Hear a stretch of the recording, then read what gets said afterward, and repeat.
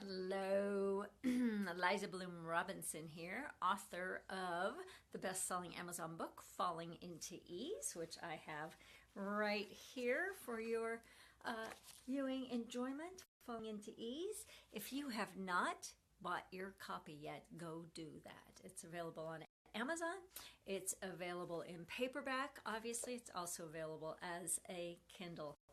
Hey, Paul, I keep seeing you here. Very, very wonderful. So, if you need it, let's take one. Hey, Doug, good to see you too.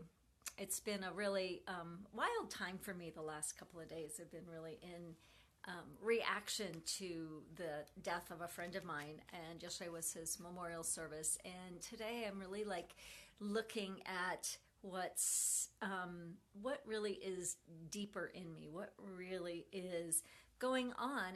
And here's what I've noticed. I can go to this totally wonky place, blah, right?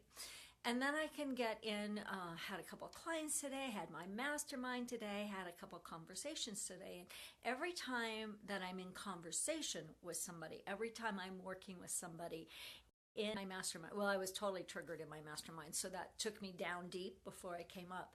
But every time that I actually step into talking about what I know to be truth, my energy changes.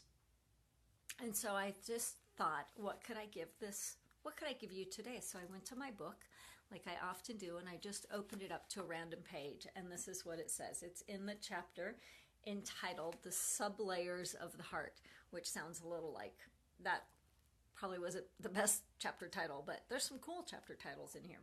It says, it's talking about landing in the spiritual heart and landing in the place of oneness. It says, the spiritual heart is likened to the quantum field. It is accessible and experienceable. However, it cannot be thought into. You cannot think your way there, and there is no thought in that place. You might receive a hint or a hit of inspiration, but you won't be thinking about it. Once you think about it, you've left the field. But touching the field, deep diving into it, basking there, begins to build new neural pathways, new thought pathways, and ultimately develops into a new habitual way of being. Hey, Liz, good to see you here too. I can't see everybody, but now and again you pop up.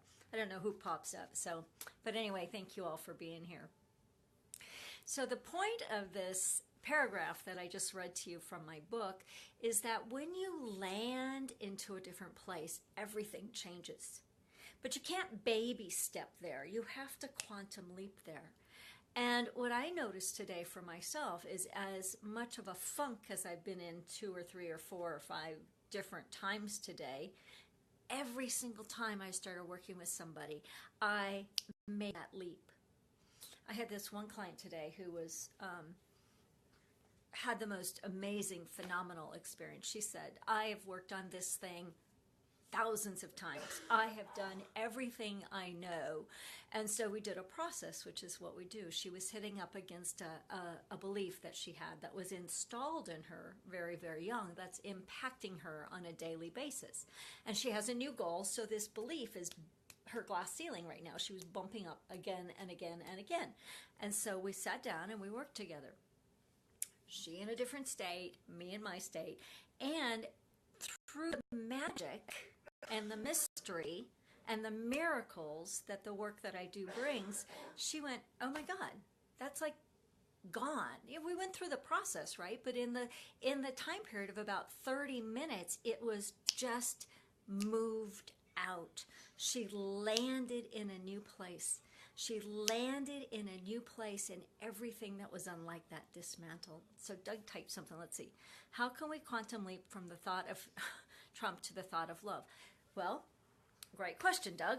Thank you very much. I'm trying so hard not to go political. So how can we move from the thought of fear to the thought of love, right? How can we quantum leap from fear, tension, worry, anger, disgust, whatever all those emotions are, to one of open and expansion.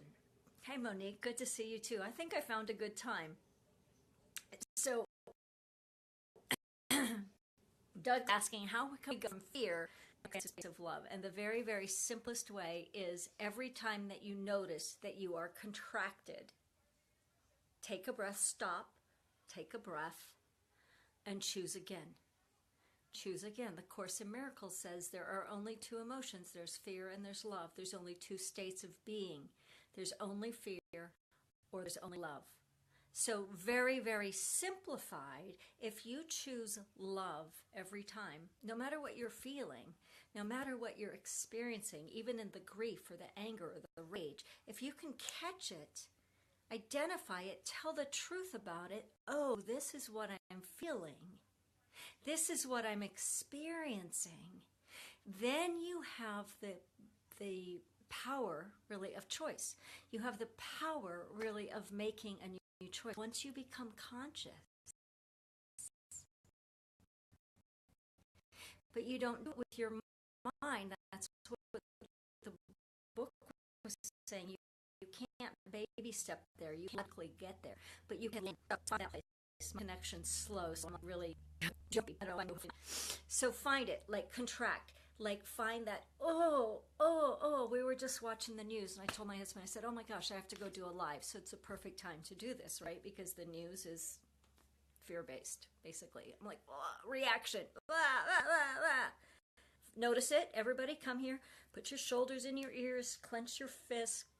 Oh, feel what that feels like, but feel it in the core of your being. Feel it all the way through your body. This is a state of stress that we live in. Notice it. Take a breath.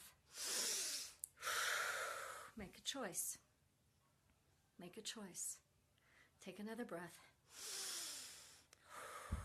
Now, we're not trying to push away. We're not trying to push away the emotion or push away the reality or push anything away. We're actually embracing it. So take another breath. Notice that you feel, wow, I have a lot of fear. I have absolute rage. I am so grieving. I am feeling so disconnected, whatever it is for you, right? I am feeling invisible and impossibly ineffective, right? That's some of what I was feeling today, just because it was coming up, right? Acknowledge it. And then put your hands on your hips. Breathe all the way down to your hips. Feel your feet on the ground. Feel your energy body connected to the ground through your feet. And notice what you notice already.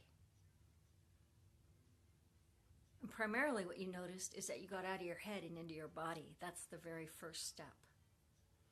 The work that I do actually dismantle particular beliefs. It's harder to do on a 5-minute live, but we can dismantle them with fear by replacing it with love, by choosing something different. Do that into body. Feel your hips, hands on your hips, feet on the ground, connecting with the earth. Just hold here. We'll just do a little activation of love. We can activate love by surrendering everything unlike it. So let go.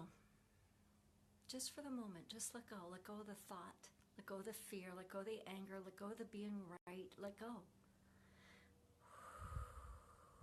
And then allow the energy of the earth to come up through your feet, through your legs, through your hips, through your torso, landing in your heart. Breathing love, opening and receiving. Opening and receiving. Opening and receiving. Notice how you feel different. Type if you're on live or if you're watching the type how you feel different. Type in there. Oh, Rob's watching. Hi, Rob. Nice to see you, honey bun.